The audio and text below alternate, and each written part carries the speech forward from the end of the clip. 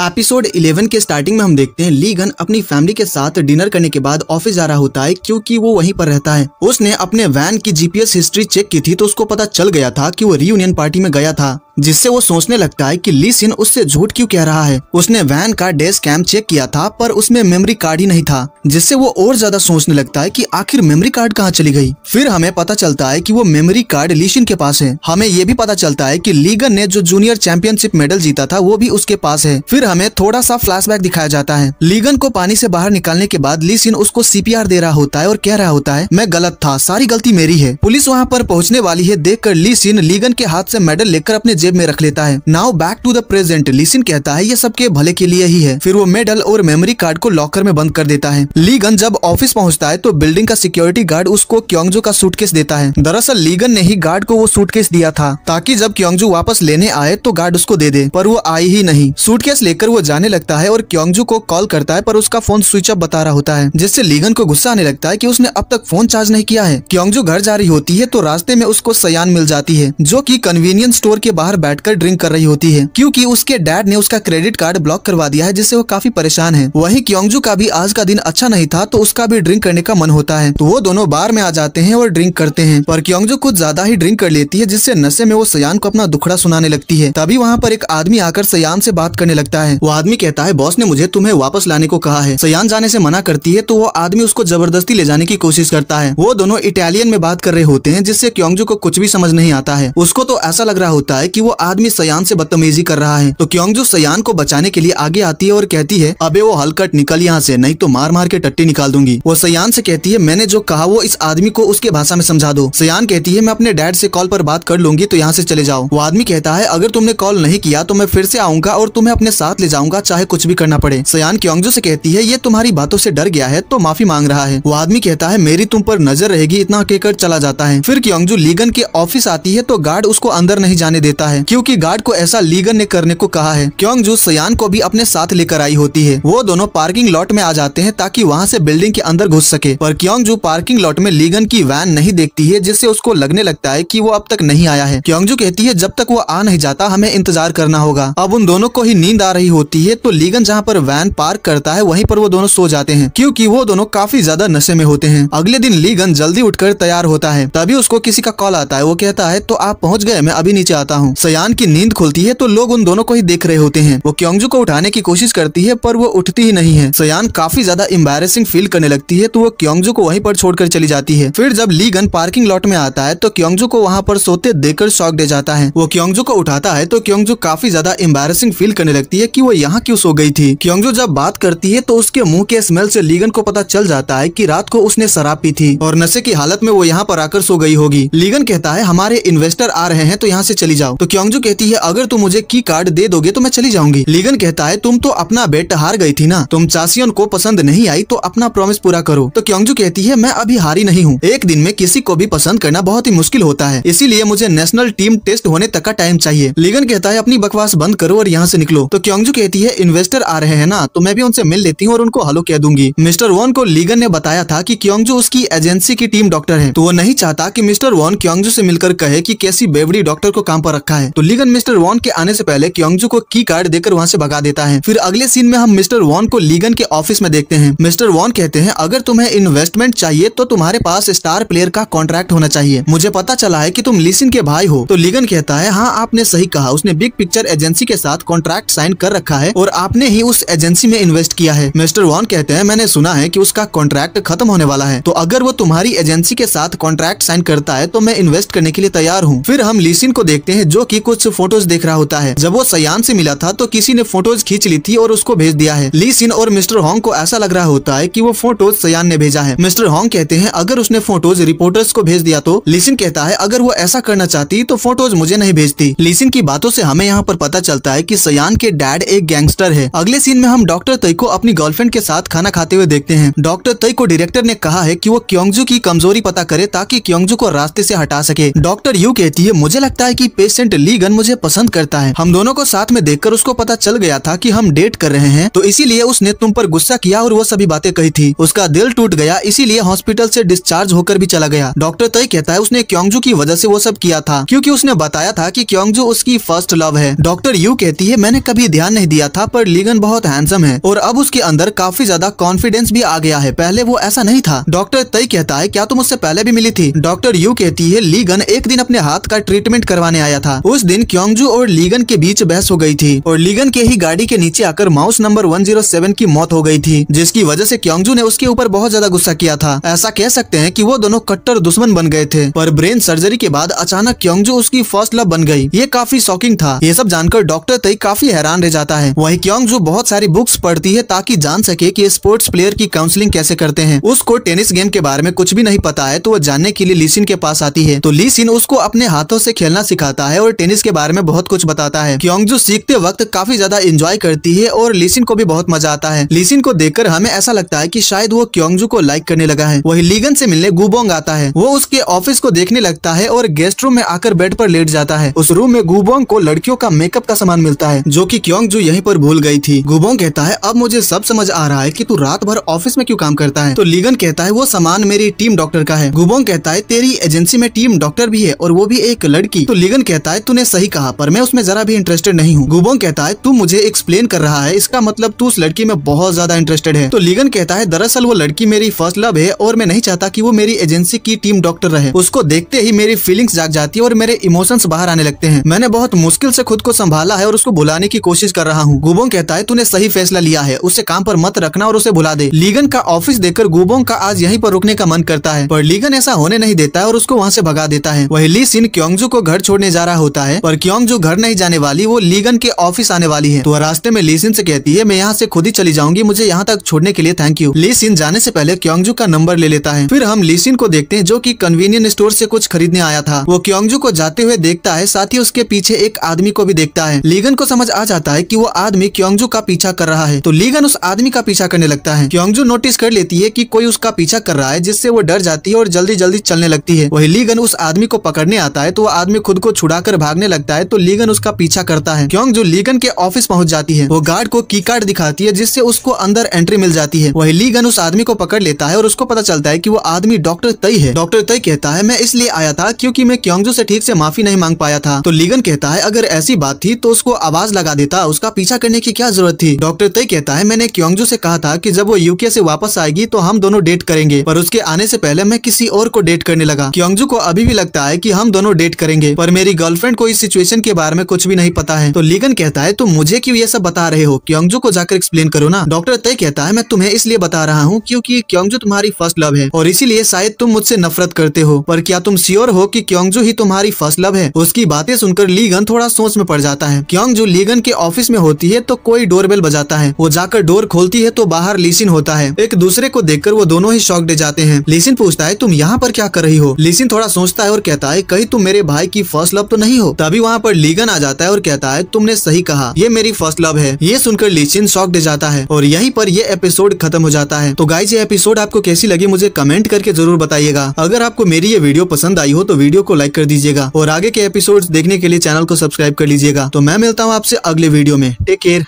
Bye bye.